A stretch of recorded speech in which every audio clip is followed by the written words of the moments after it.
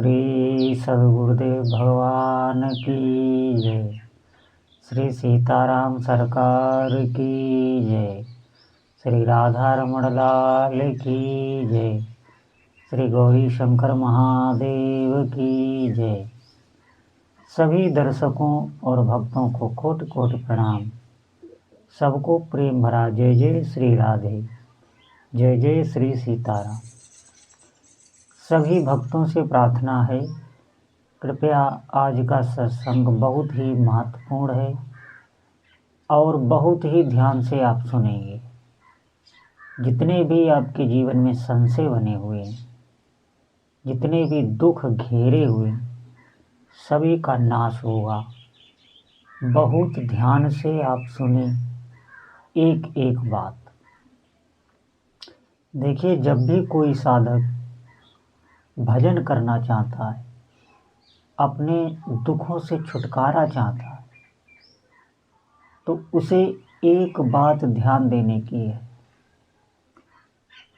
कि भजन से हमारे सभी दुखों का नाश होगा, हमारे प्रारब्ध तक कट जाएंगे। ऐसा कैसे हो जाता है? ये संशय आता है, सभी साधकों के अंदर आता है।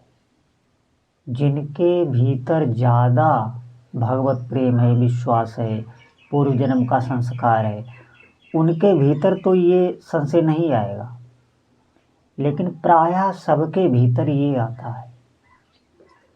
तो साधकों से हमारी प्रार्थना है, आप बहुत विचार पूर्वक इस बात पर ध्यान दें। जब आप भजन करते हैं तो ध्यान रखना, भजन की चोट सबसे अगर अधिक होती है तो वो आपके अहंकार पर होती है। अहंकार इसी पर होती है। अहंकार साधक का नष्ट होने लगता है। बिल्कुल आज मैं आपको खोल के हर बात बता रहा हूँ। अहंकार ही आपका भजन नष्ट करेगा और अहंकार ही ये सबसे बड़ी बाधा है, सभी दुखों का घर है और हमारे आवागमन की, हमारे पूरे प्रपंच की जड़ ये अहंकार है।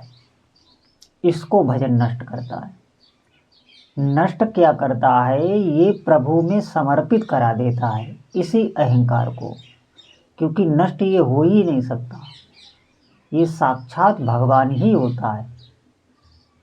लेकिन जब ये संसार में लगा है तो यही जन्मने मरने वाला होता है, और जब यही अहंकार भगवान के चरणों में समर्पित हो जाता है तो ये भगवत स्वरूप हो जाता है।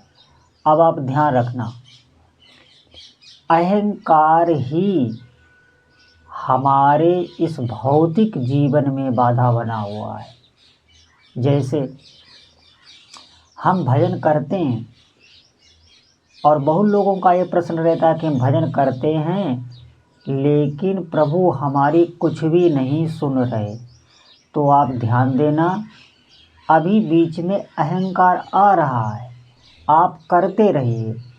जिस दिन आपके भीतर ये भाव जागृत होने लगे कि मैं बहुत नीच हूँ, मेरे अंदर इतने अवगुण हैं, जिस दिन आप अपने भीतर की सच्चाई देखने लगे और बाहर जो भी व्यक्ति हैं उनमें दोष दर्शन ना देखें, कोई भी व्यक्ति है उसमें अगर आपको दोष नहीं दिखाई दे रहा है, अच्छाई ही अच्छाई दिखाई दे रही है, और अपने भीतर दोष दिखाने लगे, तो आप समझना कि अब अहंकार आपका गलित होने लगा है, समर्पित होने लगा है।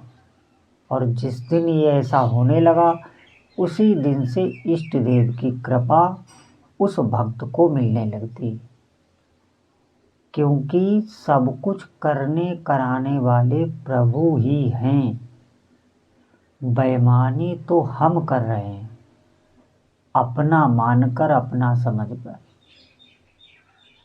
इस शरीर को भी, इस शरीर से संबंधित जितनी भी वस्तुएं हैं, जितने भी पदार्थ हैं, जितने भी व्यक्ति हैं, उनको भी अपना मानकर मेरा है मेरा है। आप देखें, इस शरीर से आप जो भी कार्य कर रहे हैं, इस शरीर को जो भी शक्ति मिल रही है, आप कभी जीवन में ये पता नहीं लगा सकते ये शक्ति हमें कहाँ से मिल रही।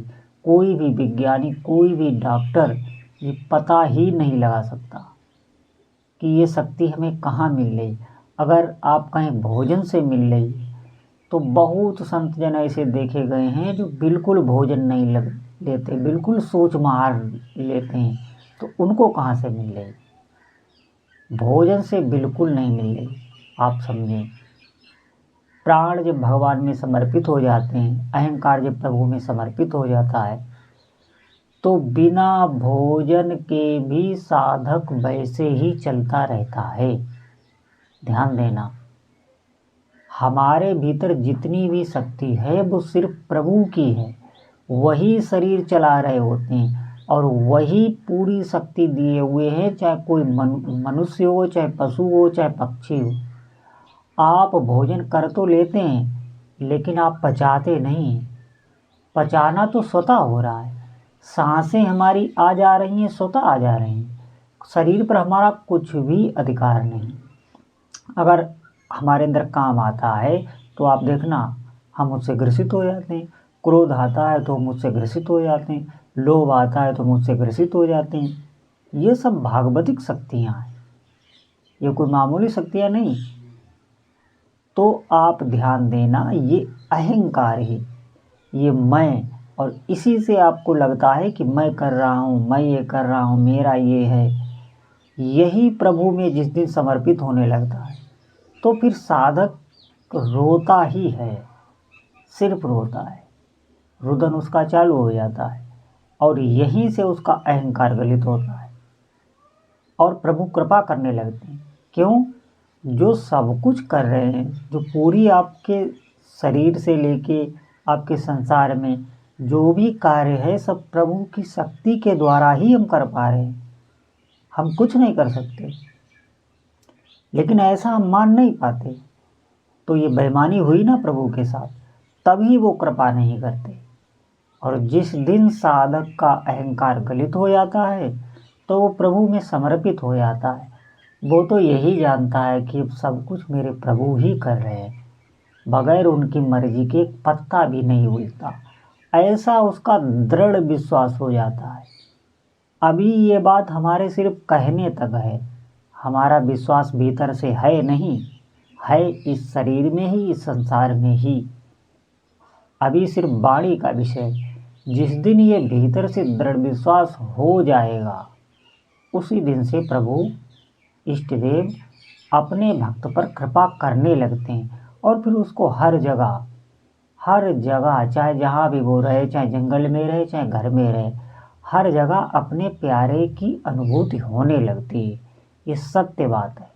लेकिन ये स्थिति आएगी भजन से ही। जितना अधिक आप भजन करेंगे उतना धीरे धीरे अहंकार गलित होने लगेगा, निश्चित। और ऐसे आप कोई भी पुण्य का काम करें, कोई भी धार्मिक अनुष्ठान करें, उसमें भी अहंकार बढ़ता है, अहंकार ही बढ़ता है उसमें। आप देखना कि मैंने ये किया, मैंने ये किया, मैं उसमें गलित नहीं होता। पूर्ण कृपा तो तभी मिलती है जब भक्त निष्काम भाव से अपने प्रभु का भजन करने लगता है, तो उसका अहंकार गलित होने लगता है। अभी हमारे भीतर अगर कामनाएं हैं तो भी आप प्रभु का ही भजन कीजिए। ये इसलिए कहा गया है, कम से कम हम उनके आगे हाथ फैला तो रहे हैं जहाँ से हमें वास्तविक सब कुछ मिल रहा है। हमारा शरीर भी वो चला रहे हैं, हमारा अंतःकरण भी वो चला रहे हैं, पूरा आधार ही प्रभु बने हुए हैं। प्रभु की शक्ति अगर इस जगत में कार्य ना करती हो तो कोई एक पग भी न चल पाए, एक पग भी।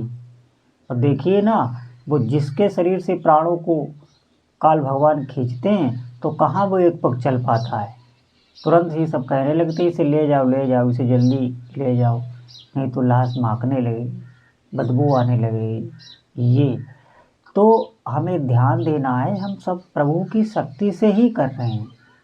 बस ये मानने लगें, हमारा अहंकार गलित हो जाए कि मैं कुछ नहीं हूँ, मैं तो सिर्फ उनके एक हाथ का खिलौना हूँ, जो भी हैं हमारे प्रभु ही हैं।